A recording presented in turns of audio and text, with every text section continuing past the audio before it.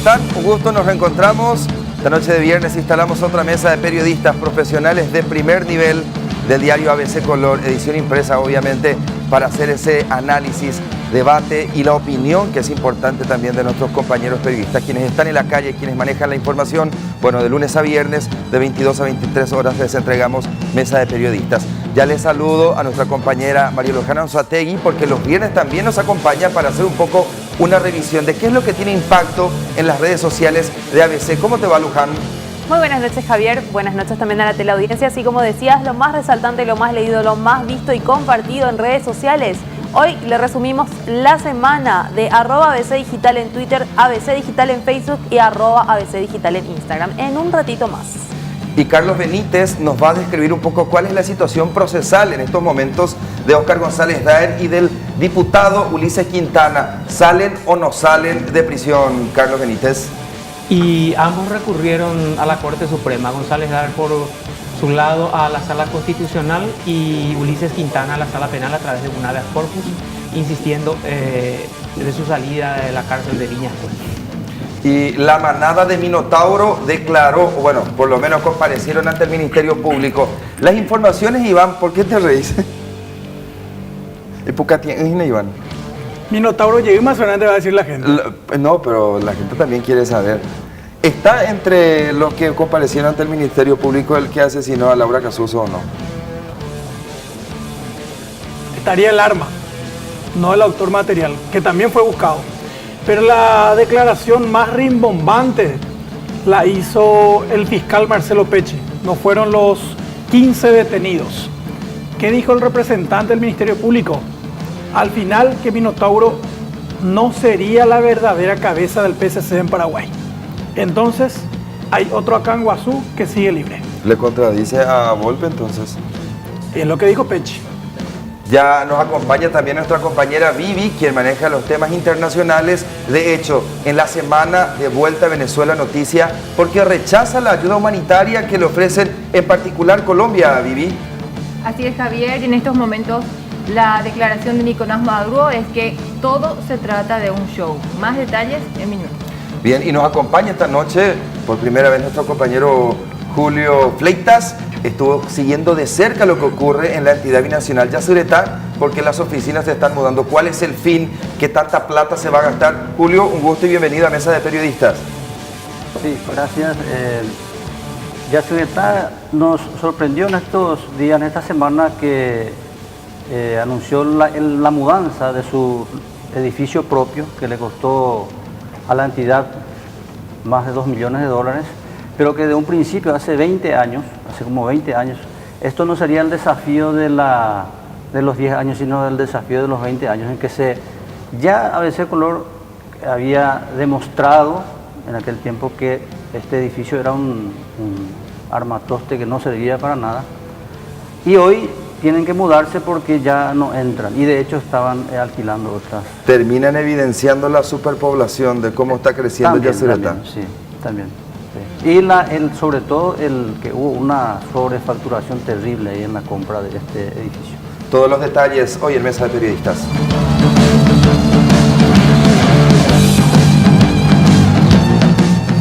Bueno, Óscar González Daer recurre a la Corte Suprema de Justicia. ¿Y qué es lo que está buscando en este caso particular, Carlos Benítez? González Daer insiste en la nulidad de la imputación que presentaron los fiscales en contra suya y también en contra de su hijo, que es por enriquecimiento ilícito y lavado de dinero, hechos por los cuales están privados de su libertad, tanto padre como hijo. Nada tiene que ver con los audios. No tiene nada que ver con los audios. Es la nulidad de la imputación respecto al enriquecimiento ilícito, que es lo que le llevó a ambos a prisión. ¿Por qué la defensa dice que hay que anular esa imputación? Bueno, la defensa insiste en la nulidad de la imputación porque alega las mismas cuestiones que viene argumentando hace rato, desde primera, segunda y segunda instancia, ¿verdad? Por ejemplo, que se usó para la imputación el informe de la CEPRELAT, y que eso, la ley establece que no se pueda usar. Sin embargo, la Cámara, el juez y la Cámara de Apelación ratificó plenamente que esos informes pueden ser usados. Además, están agregados otros elementos como informes bancarios y otros documentos que fortalecen, digamos, ese informe que remitió la CEPRELAT. CEPRELAT no hace un dictamen jurídico, por lo tanto consideran que no puede tener validez. Pero la Cámara, ¿qué les dice? Es el inicio para una investigación. Corresponde. La Cámara dice que la imputación no se basa en el informe de CEPRELAT. Se usa, pero además se agregan otros elementos. O sea, si la CEPRELAT dice, por ejemplo, que se tiene en tal o cual banco tanta cantidad de dinero, la Fiscalía solicita informe a esos bancos y esos informes de los bancos son también agregados en la carpeta de investigación fiscal. A ver, y entonces, ¿con qué acción van hasta la Corte? Y van a través de una acción de inconstitucionalidad diciendo que esas resoluciones de primera instancia y de la Cámara de Apelaciones atentan contra el principio constitucional porque a través de una imputación irregular, tanto González Dar como su hijo están privados de su libertad.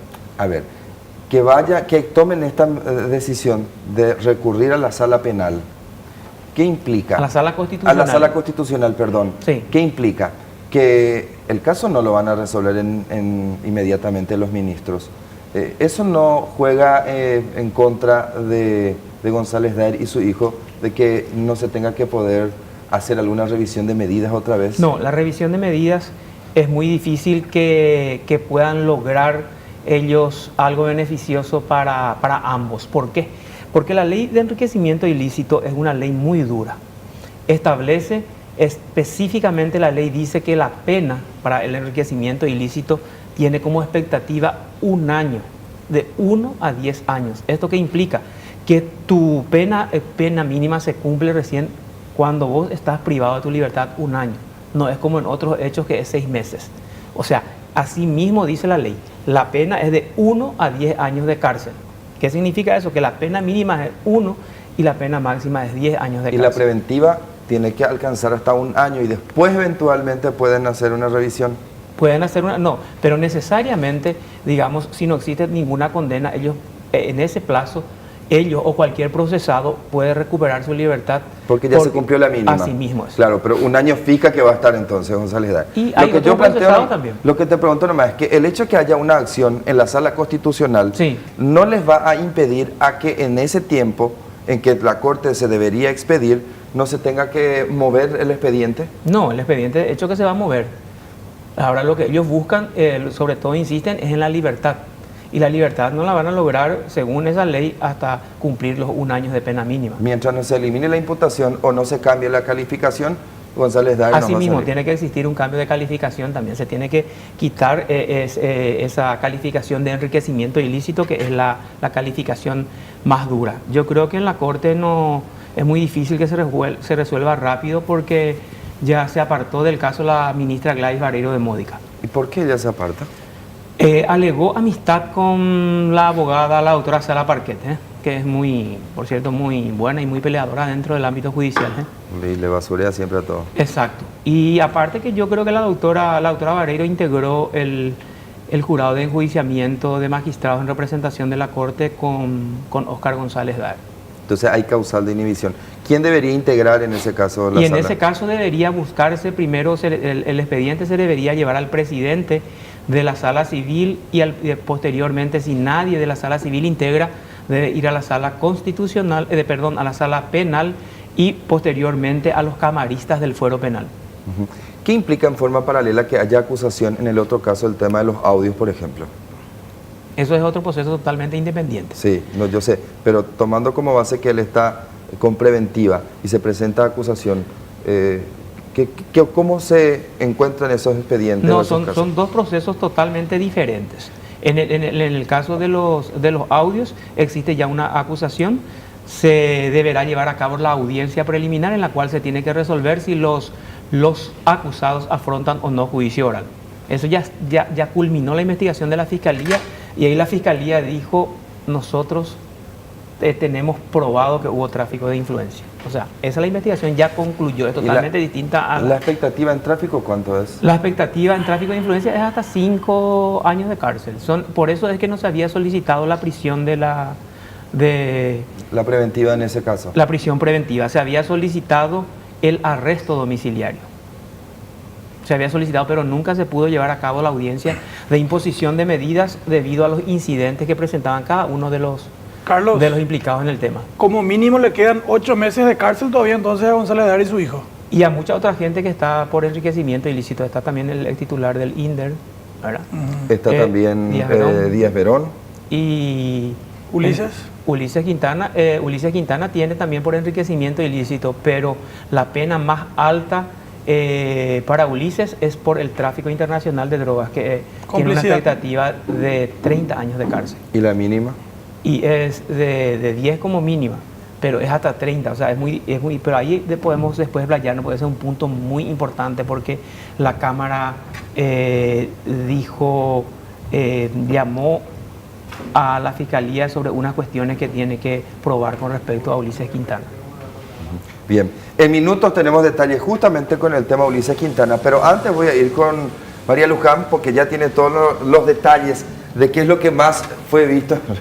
La peculiar protesta, dice. Esto está en la cuenta de Twitter de ABC. Asimismo, en la cuenta de Twitter, también está en Facebook, pero notoriamente tuvo más repercusión en Twitter, @ABC Digital. ¿Qué pasaba? Los dueños de un gimnasio que está ubicado aquí, en la cercanía del Diario sobre la calle Iturbe, que se ve afectado por la bicisenda, realizaron una particular protesta porque ellos alegan que esta bicisenda no está siendo utilizada y les perjudica no solamente a ellos, sino a los comercios antiguos que se encuentran alrededor. Entonces, lo que hicieron fue bajar una bicicleta estática, ponerla sobre la bicisenda y cada tanto bajan a realizar ejercicios sobre la bicicleta.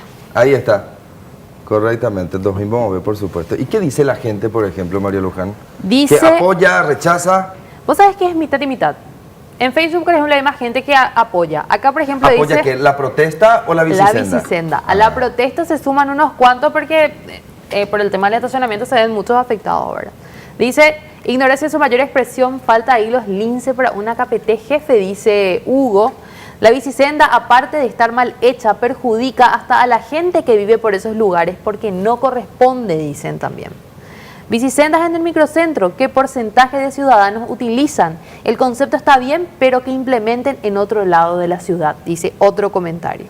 Dice, lo que más me alegra que los estafadores mal llamados cuidacoches perderán parte de sus ganancias, por lo menos ahí ya no podrán recaudar, dice, pero lo que no saben es que los cuidacoches también se sumaron a la protesta. Bueno, en fin.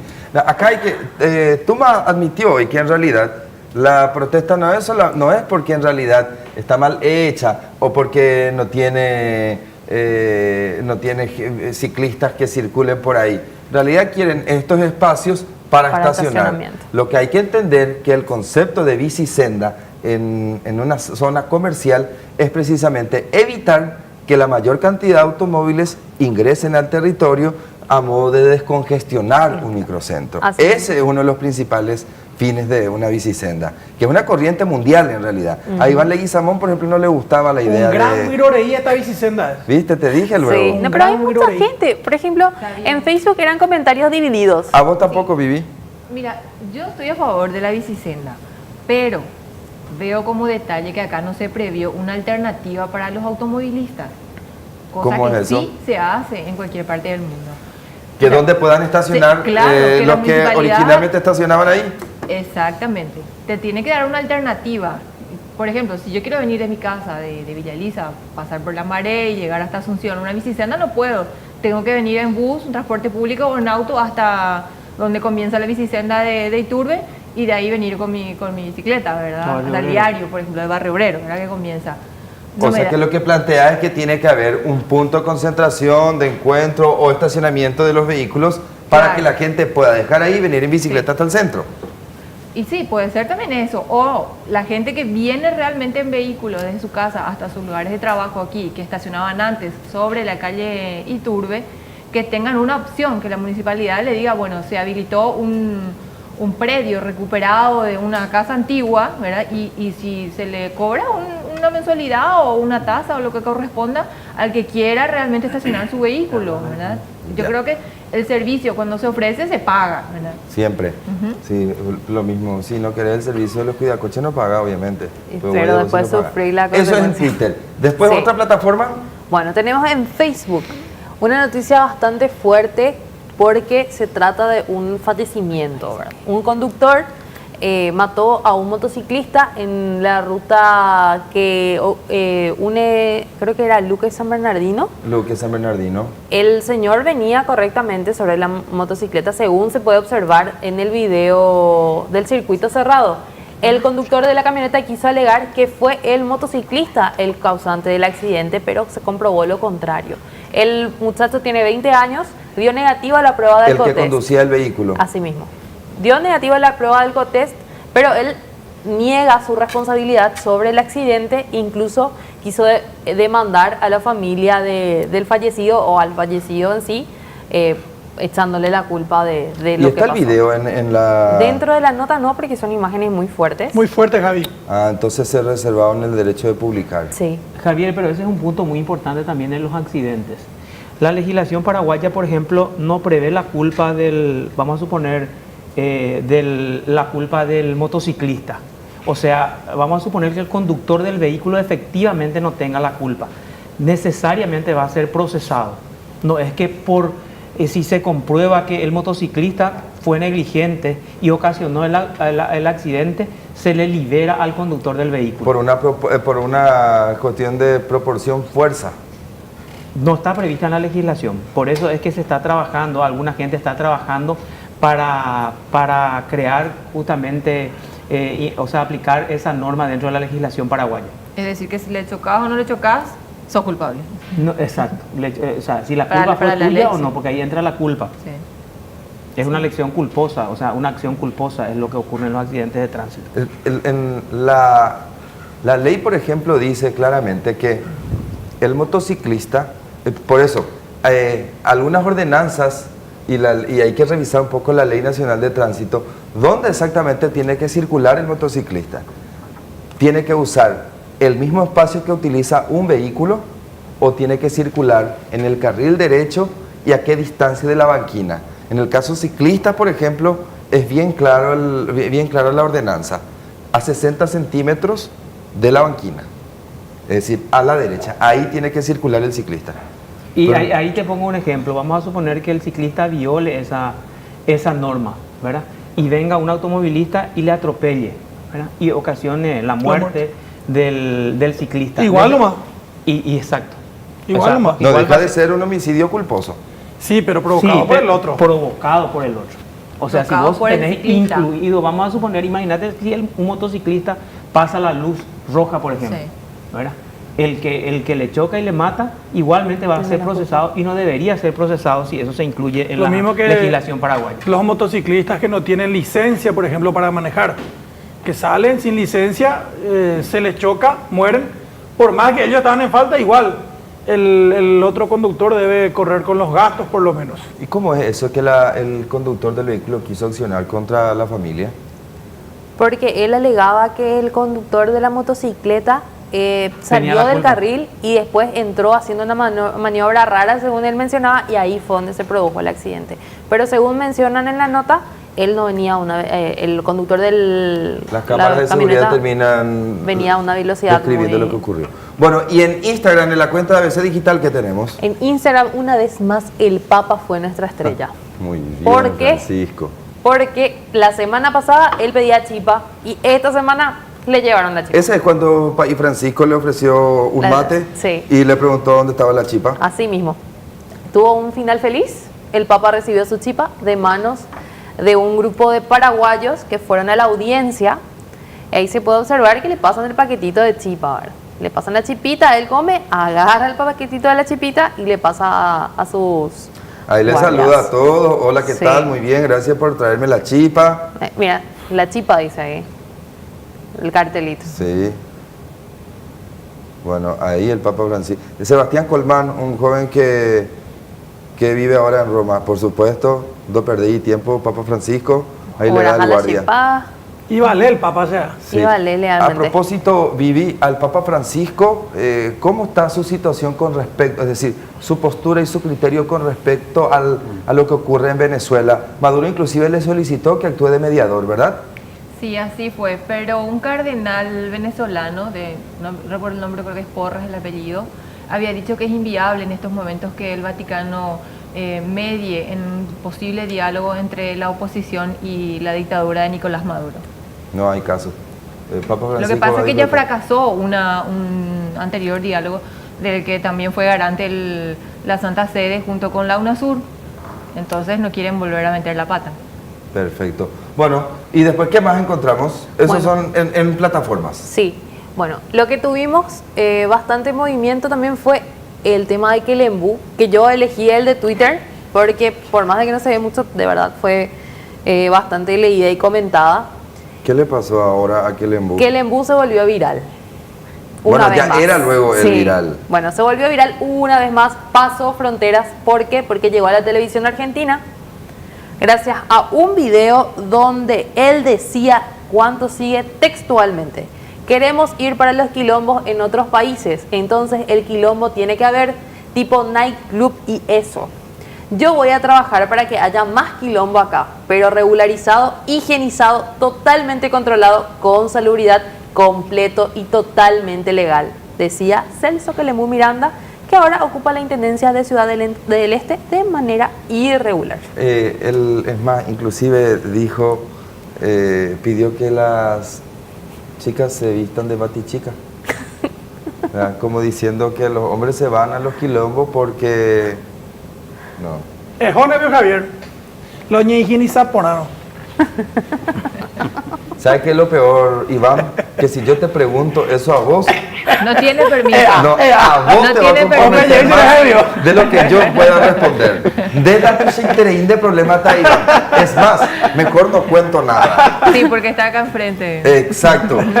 Decía también que el quilombo no se puede atajar el comercio nocturno. El quilombo es atractivo turístico, pero quilombo por Amaerandas e Ibaena, un mi quilombo baicue. O sea que hagamos turismo sexual en Ciudad del Este, en otros términos. Como en Básicamente, Ámsterdam. según estábamos... Como en Exacto. Ámsterdam. En la vitrina Pero exhibida acá las se chicas. parece un quilombo ahora en este momento. Aparte.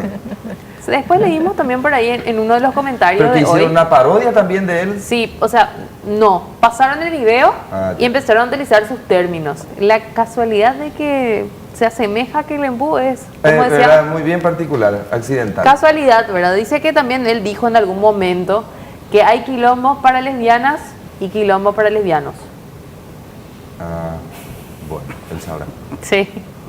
Ahí Y está. bueno, eso fue lo más leído, comentado y visitado. También está el tema de Arrón y Martí, que de por sí era un hecho bastante importante debido a la gravedad de la causa, ¿verdad? Tuvo El impacto. bastante impacto, pero no el que nosotros esperábamos. Por ejemplo, hay una placa en la que se menciona lo de los 50 millones de dólares de manera Simbólica. simbólica, y en Instagram, por ejemplo, no tuvo tanta repercusión como esperábamos. Bien. María Luján, un gusto, buen fin de semana y te esperamos el próximo viernes. Igualmente. La reacción de la gente ante estos temas en redes sociales. Cuando regresemos, noticias internacionales, en ese resumen que está pasando en Brasil. Bueno, el hijo del presidente Jair Bolsonaro está en problemas, Vivi. Sí, está siendo objeto de investigación por parte de la Corte Suprema por presunta evasión.